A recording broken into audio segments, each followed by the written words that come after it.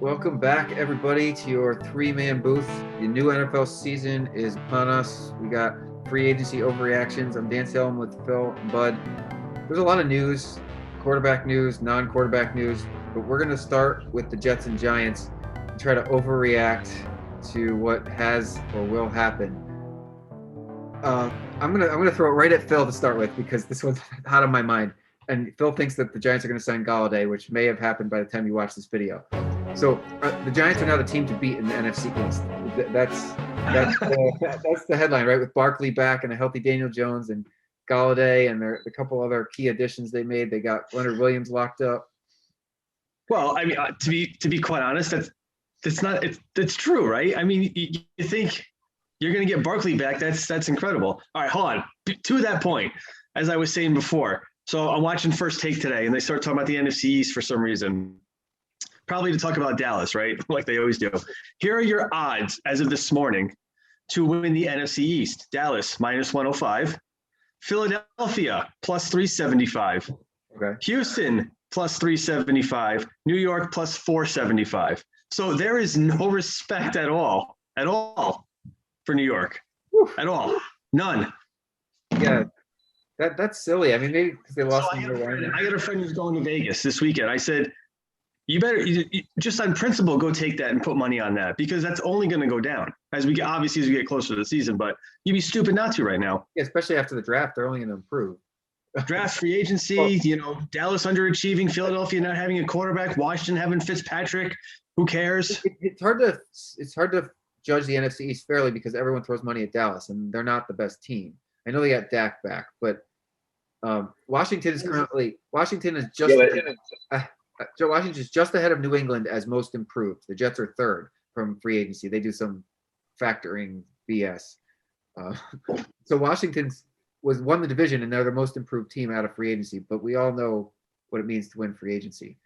Yeah, but to your point, you get Barkley back, Daniel Jones again another year. If they sign Galladay, I mean that's that. If you want to start talking about who they sign,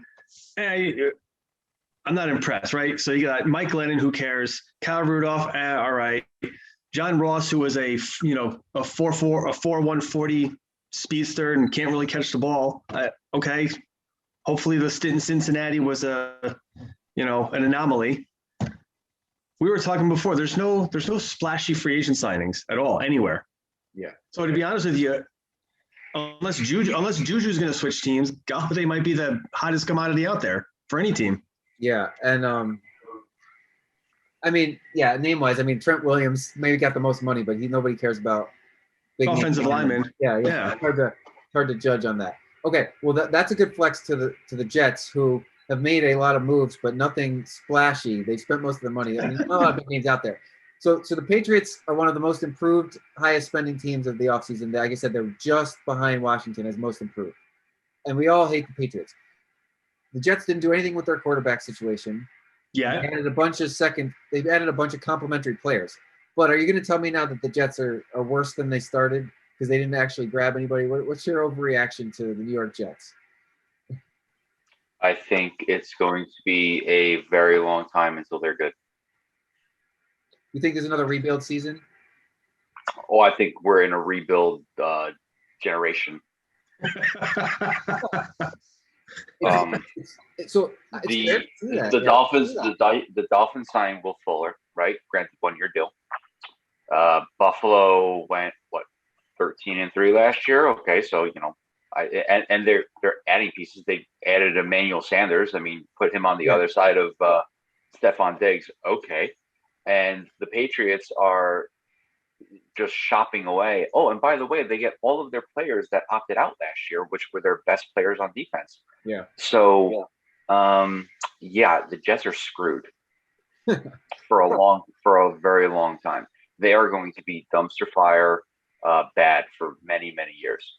And this whole cockamamie theory about building in the draft and signing, they have the second highest amount of money that they can spend, and they're not spending any of it.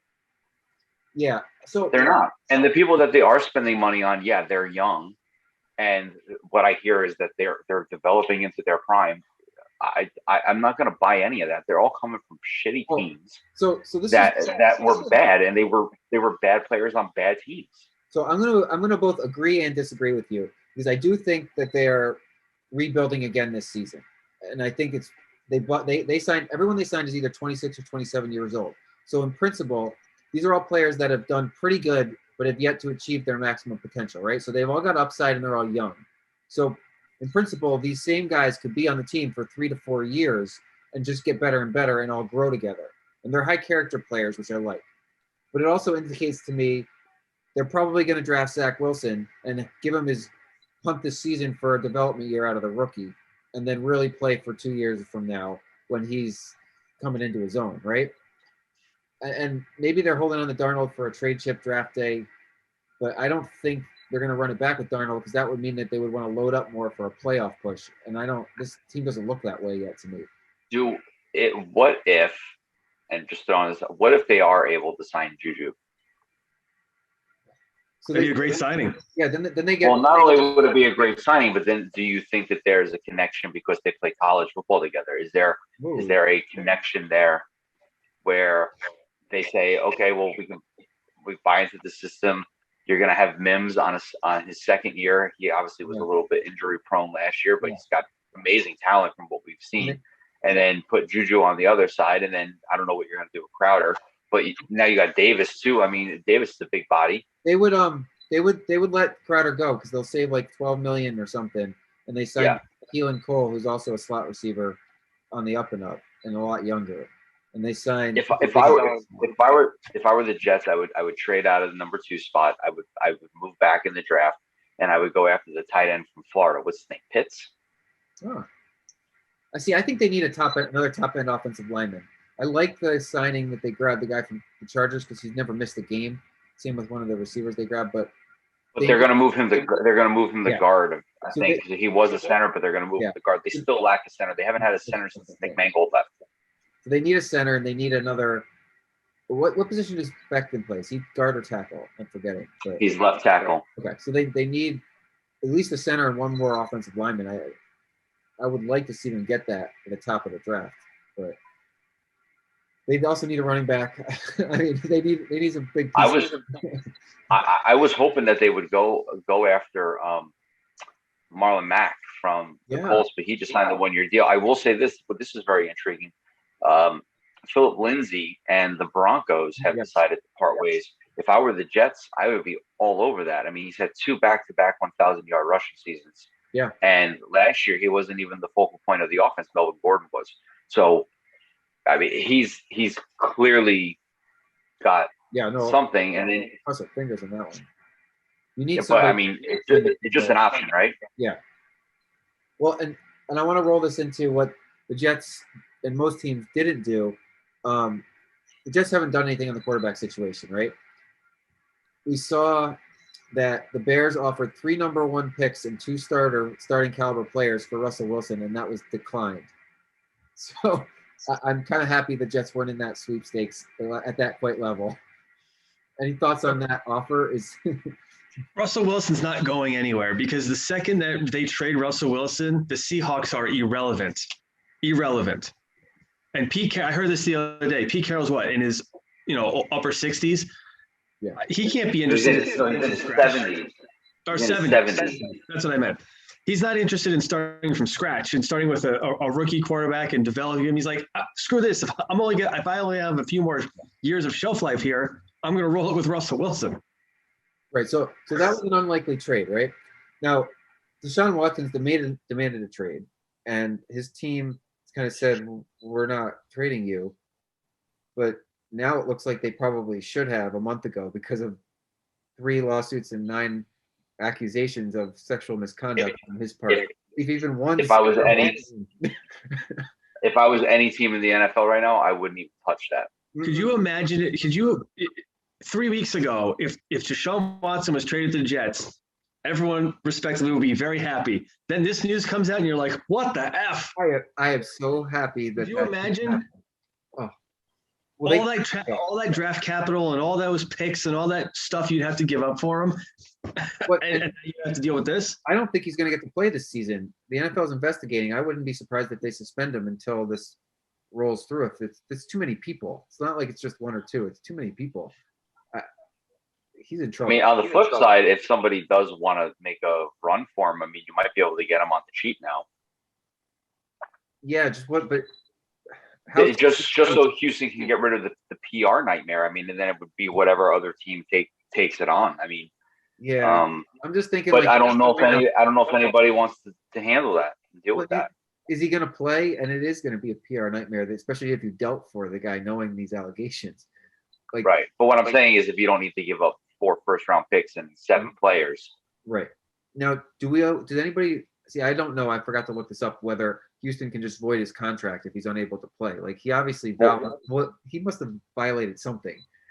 Well, here's the thing. Correct me if I'm wrong. I don't know if you guys know, but I overheard that even if he's not found liable, I mean, the state can go after him and prosecute him, and they don't need any of the witnesses to come forward. They could just do it.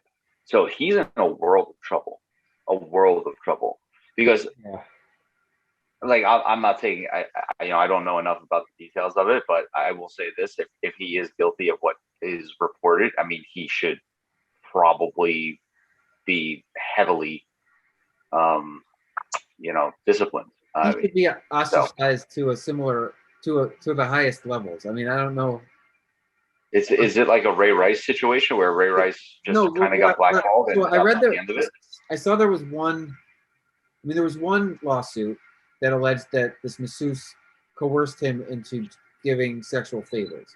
Then the second one comes out, and then the third one comes out, and the third one says that he contacted the person in advance and then coerced her into giving him oral sex at the end. And then 9 other people, I'm like, now all these other people are lining up saying you've done the same thing to me, and it got progressively worse in time. Every time you go and make the masseuse do something more that was over the line, I'm just like, I don't think that you can prove that it's as bad as the Ray Rice situation, but the pattern is bad. It's a bad look either way. It's a bad look for him. It's a bad look for the Texans. Yeah. It's a bad look for the NFL. I mean, it's a bad look all around. So we agree he's stuck in Houston now, right? I mean, that's my feeling on this.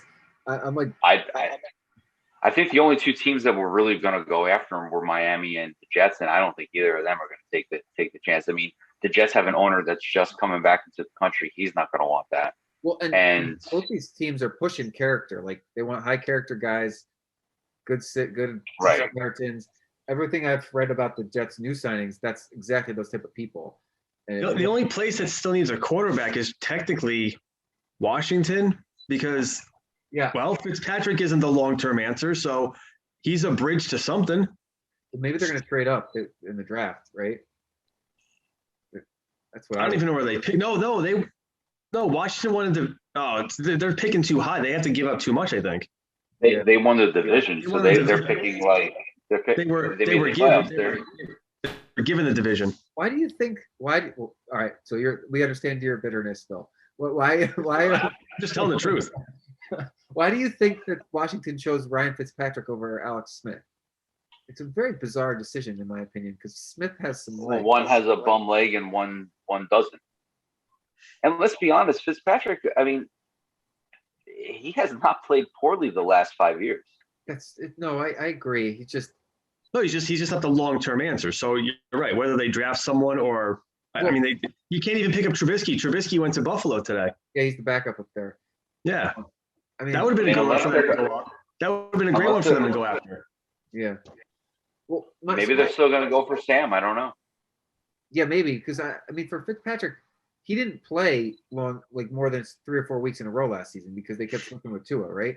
And that was always with the Jets. He put 6-7 great games together. Then he bombed 1 or 2. Well, Fitzpatrick had the Dolphins in the playoffs, and then they pulled him. Then they put him back in, and they pulled him again. But my history with Fitzpatrick is if he had kept playing those couple games, he would have done something to mess it up. Like, probably that's possible. So he never got the opportunity to mess up. He just always had success because then he'd take a step back for a week or two, get a chip on his shoulder again, and then go and improve himself. So, I mean, if he's going to play the whole season, I'm just waiting for the mess ups to come. I don't know. I guess I will say this. I agree with you, Dan. But you don't give somebody a 1 year, $13 or $12 million deal unless he's going to be the starting quarterback. Yeah, I know. Yeah, I guess. Right. I mean, you look at the contract that Tyrod Taylor just signed in Houston. It's a $13 million contract, but if you actually read the print, it's actually like a $5 million contract. And if he plays a certain number of games, then it gets bumped up with all the incentives up to that. Fitzpatrick is, to my knowledge, not that. That's what's getting paid. Tyrod's a good option in Houston if they need to go to him. I always still like that. Well, it's the same kind of quarterback, right? Except just not as good. But you don't have to change the system. It's the same function. See, that's why they had to have known something. Something was on the wall. Yeah. Because they made that deal, and then like 4 or 5 hours later, stuff came out about Deshaun Watson. So they had to have known something was going on. Yeah. It's kind of crazy how it's all kind of played out and the timing of all of this. And well, I think those teams know a lot of this stuff. Like, hey, this is going to come out. Like they know ahead of time that this is going to come out. Maybe that's what made him untradeable, because everyone knew. That could be too. That's possible. Yeah. Well, what do you guys make of Andy Dalton, the starting quarterback of the Chicago Bears? I mean, he was told he's going to be the starter. So yeah. I mean, he was always decent in Cincy, but he was never like significantly above average. I mean, he was good. I look at him like he's not a top 5 quarterback, right? He's probably not even a top 10 quarterback, but he's not going to lose you games. No, he's top 15. And Chicago has not had a quarterback. They have a top 5 defense, if not a top 3 defense, and they have a solid running game, a decent offensive line, and they have weapons on the outside. So you just got to get a quarterback who won't turn the football over and can make plays when he needs to. I mean, listen, he was thrown into Dallas and he was not bad. Yeah. It wasn't good. No. But Phil, he doesn't need to be good. He doesn't need to be good. On Dallas, he needed to be great. Yeah. I mean, with a really good defense, you only need to be he still needs to be good. He doesn't need to win his team's game, but he needs to be good. I was interested to see that Allen Robinson signed his franchise tag. I was kind of expecting a little holdout here. Yeah, he's getting paid like $16 million. I mean, why would he want to be there? But he didn't want to be there last year. He got the 1-year deal, so now he can go and cash in next offseason like everybody else. Right. It was the max deal he could get. Dan, if you were the coach of the Bears and you had your option, Andy Dalton or Mitch Trubisky, who do you pick? Oh, I pick Andy Dalton. Pick Andy Dalton. Okay, so that's the answer. Yeah, I know. I Dalton always succeeded in bad circumstances, so I. By the way, we're burying the lead. We're burying the lead here. Arizona is loading up right now. Loading up. Yeah. How are they not? I haven't seen updated Super Bowl odds yet, but I'll look. Soon. They got to be top 3. They have to be. I'm highly skeptical of teams that add a lot of big name players like Arizona, like New England. They're loading up on names, and not that these players aren't really good. They were good. Just somehow it doesn't tend to work out historically speaking. You're right, but it's they're loading up. They're going for it right now. Absolutely. Well, they just lost Kenyon Drake today, so I mean they have no running game now. Yeah, so they need that. But I mean, they don't have a running game. I mean, Kyler Murray can only do so much. And this will be his year 3, right? Who was behind Drake? Who was behind? There was someone behind Drake that was. I can't remember who the hell it was now. It was the guy that ran for 4 touchdowns against the Giants that time. I can't remember his name now. Well, You're right. I bet. I know what it was. It's Chase Edmonds. Oh, okay. Yeah, he was. I mean, I bet they'll be big on Philip Lindsay too if they can afford him. I don't know how much money they got left, but that'd be a nice ad for their offense.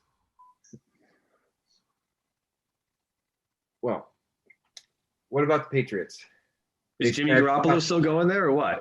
It doesn't seem like it right now. Garoppolo's still a 49ers quarterback. They haven't replaced him. They haven't cut him. He's still their QB. No, I know. They just signed Cam to a 1-year, $12 million deal. So what does that mean? Why? Why would they do that?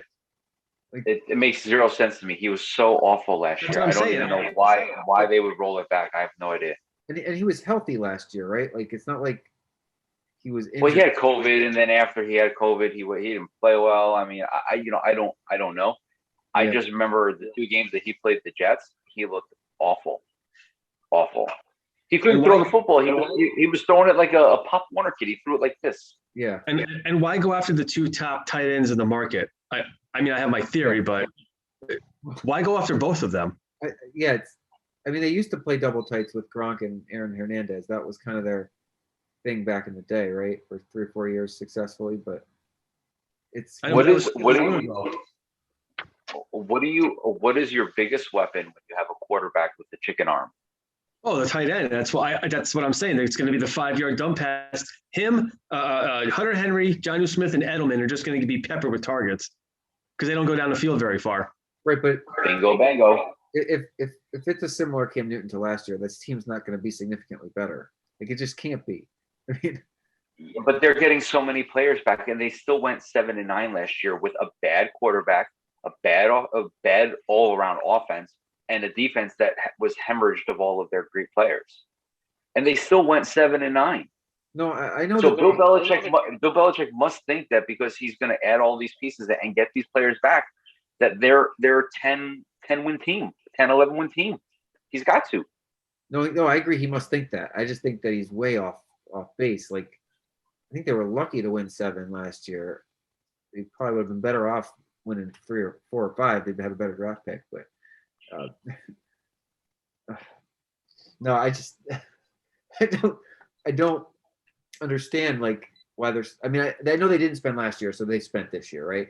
And there was a lot of decent players to grab, but nobody game changer to me. I mean, Hunter Henry's been good on the LA Chargers, but he was never like a game changing player.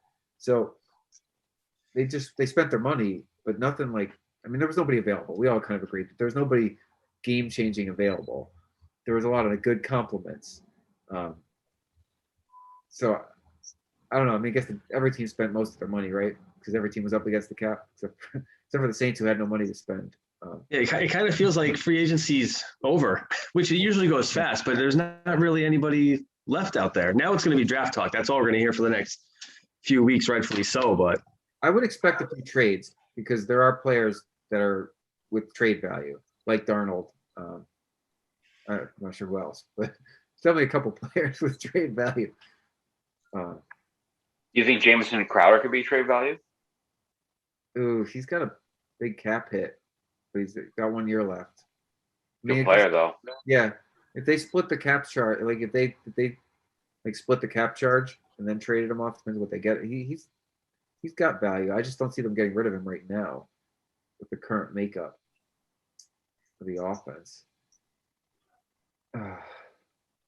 Yeah, it's interesting. We're gonna get a couple of pro days before the draft, so a lot of these teams were trying to make decisions without a lot of information on the quarterbacks they may want to draft, which I think is probably why Darnold's still on the Jets. They haven't even.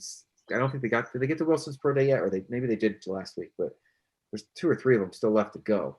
So they haven't really seen these quarterbacks. I'm gonna look back. I'm so hesitant on it though, Dan. Yeah. I mean, he played a weak schedule in, I know. and then if you look back at his other 3 years or 2 years, his stats were not good. Like, and I get it that he's got a good arm and he's accurate and he can make throws and he can move the pocket. I get it. I mean, so can Sam. Yeah. And unless your theory is that you can get a new quarterback, reset the system for cheaper than what you're going to have to pay Sam, then I get it. Yeah. Well, then I totally get it. Because you're going to have to make a decision on his 5th-year option. Right, and he won't be cheap anymore. I mean, even if they pay him average salary, he's still going to be a lot more expensive than that rookie quarterback. So if they are comparable players, you want to draft a rookie.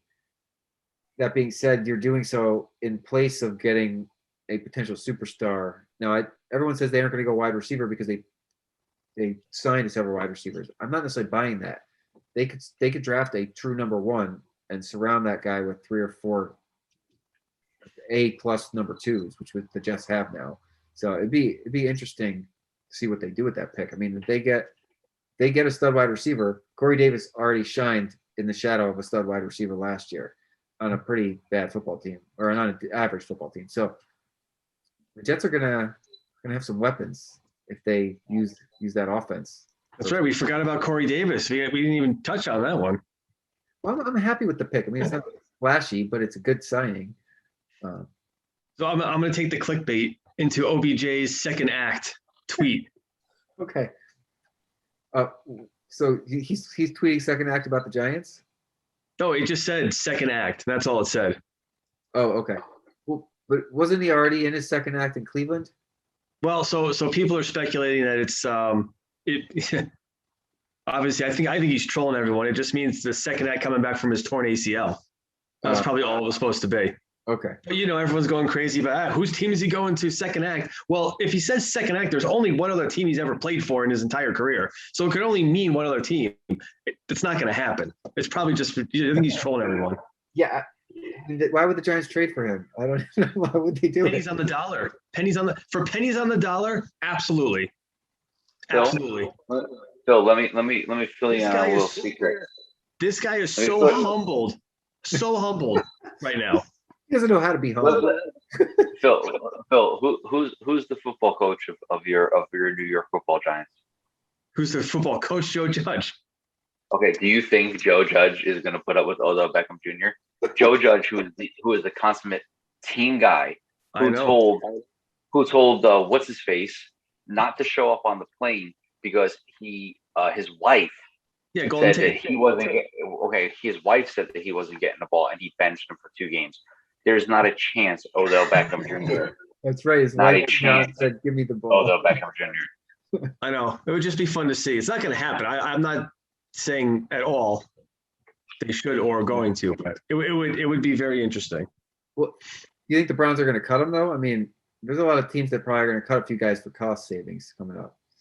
I would. The Browns are a good football team, and they did all of that last year without him. They don't need him. Yeah, did they add anybody? I mean, I know they have a good football team, but I'm just like 1 or 2 key moves push you over the top, and I haven't really read. I don't think I've heard the Browns being mentioned at all for anything. No. But they could be in cap hell for all we know. I don't know their cap situation. I was just thinking that whole division, the AFC North, hasn't really done much. Well, I think Baltimore stole O lineman from the Giants or something, right? But the Giants had to cut him. That was one of those cost-saving cuts, which a lot of teams do. So they picked up Zeitler. Yeah.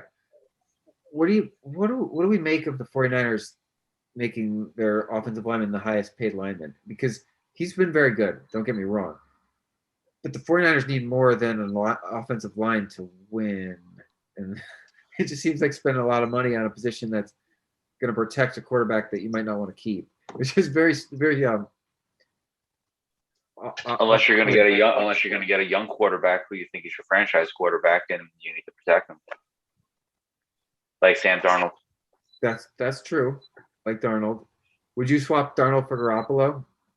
Yep. Yeah. You didn't even think about it. Yeah. Because Garoppolo could be a good bridge quarterback, but he could also be your starter for 3-4 years. Sam is in a lose-lose situation. I know. If they keep him, and if he goes 3 and out on the first series, there's going to be fans at MetLife Stadium. They're going to boo his ass back to the turnpike. There's no chance that it works out well for him. He had at this point, and you guys both know I'm a defender of him. I think that he has been set up for failure. This would be his 3rd offensive system in 3 years. It's disgusting. In 4 years, I mean, he's got to move on. It's just time for him to move on, and I think he's going to be a really good quarterback. Yeah, I really do. Is it? But it's just not. It's not going to work here. Phil, is it just me, or I'm picturing Mark Sanchez, who said the exact same thing a couple of days ago defending Darnold. But did Mark Sanchez say that? He said almost the exact same thing. How he's been in a lose-lose situation after 3 incomplete passes. They'll run him out of town, and he'll succeed elsewhere. They did it to Mark Sanchez, and Mark Sanchez took them to 2 AFC Championship games. So it's gonna happen. I mean, the fan base. I mean, Dan. I mean, you're the most optimistic Jets fan I've ever met in my life. We're done. We're done. Well, so I just joined the New York Jets subreddit like earlier this week. I didn't know it existed. I found it, and I'm like, everyone on there is so happy with all the free agent moves. It scares me a little bit. It's either like this unique subsect of happy Jets fans, or they just are happy, and then this is going to go badly. They're usually very pessimistic as overall Jets fans are. It was very funny. They're loving all the moves. Yeah, I don't even think that the NFL draft starts till the Jets pick at number 2, because everyone knows where Trevor Lawrence is going at number 1. The NFL draft starts at number 2. But do we? Because he's being outperformed by the other guys at their pro days. There's 0 to 0. Dan, Connecticut just legalized betting. I'll take you right now. Trevor Lawrence is going number 1. There's no chance in the world he doesn't, unless he has some sort of unforeseen injury playing pickup basketball. He's going number 1. He's coming off surgery, right? Or is it? Could you imagine? I know we talk about this all the time, but could you imagine if Urban Meyer screws this up? That'd be the best thing in the world for you. Oh my God, would it? I don't know if it would be. If Trevor Lawrence is available at number 2, I don't know what do they know? Why don't they take him? What are they trying to do? Oh, I would take him. I'll take him and I'll go pick him up. I'll pick him up at the airport. You have to, but he's coming off surgery. Why wouldn't they pick him? Why wouldn't they pick him? What do they know? Because maybe Urban Meyer's coming from college and he thinks he's smarter than everyone, and he's like, I'm just going to go with the guy from BYU or Justin Fields or something else. Who knows? But it's not going to happen. So we can speculate and it's fun, but that's not going to happen. So the Jets send Darnold and the number 2 to Jacksonville for the number 1 pick, and they take Trevor Lawrence. Yes. Oh, you would need to give 5 first-round picks to move up to 1. From 2? They're giving Darnold, who's a former first-round pick. That's your starter right there. Yeah, but no way. No way.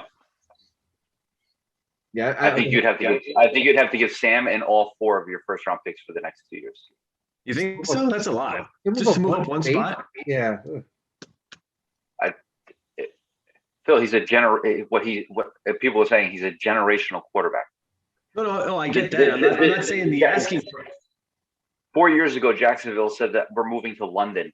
Okay, they need somebody. they need a quarterback. That's why I said there's 0% chance they do not pick Trevor Lawrence. So okay. Any other moves? I'm gonna poke the Giants bear and hope that they make a big signing before it's done for you, Phil. Well, we got a minute left in this, so I don't think it's going to happen in the next 35 seconds. No.